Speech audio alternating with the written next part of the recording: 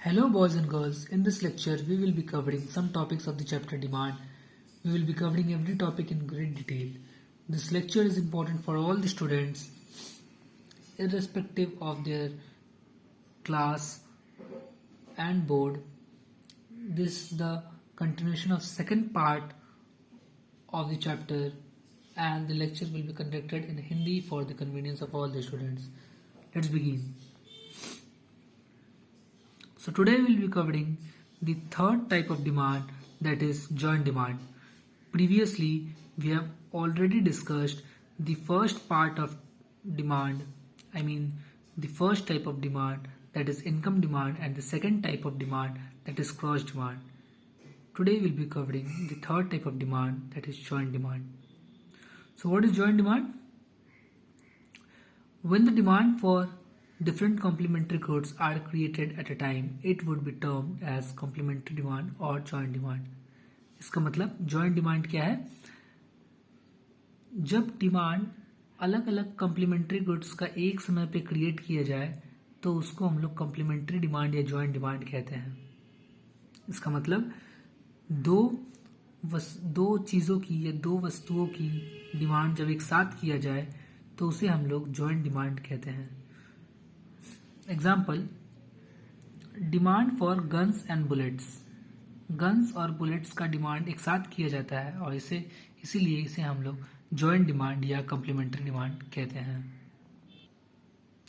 चलिए एक और दूसरे टाइप ऑफ डिमांड के बारे में पढ़ते हैं जो कि कॉम्पोजिट डिमांड है. What is composite demand? Composite demand क्या है? व्हेन एनी कमोडिटी और service is demanded for many alternative uses. जब किसी कमोडिटी या सर्विस का डिमांड तरह तरह की वजह से किया जाता है या तरह तरह की जगहों पे किया जाता है तो उसे हम कॉम्पोजिट डिमांड कहते हैं. मतलब कि कोई भी एक चीज़ जिसका इस्तेमाल सिर्फ एक जगह ना किया जाए और बहुत जगह किया जाए, उस चीज़ की डिमांड को हम लोग कॉम्पोजिट डिमांड कहते हैं.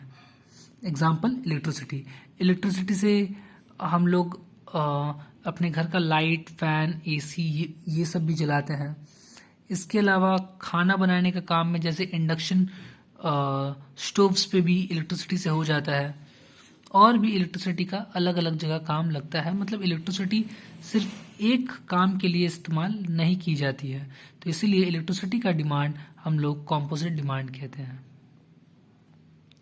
Let's see the next type of demand. अगला टाइप ऑफ डिमांड की तरफ बढ़ते हैं हम लोग, that is direct demand. Direct demand क्या होता है? If any commodity is demanded for direct consumption.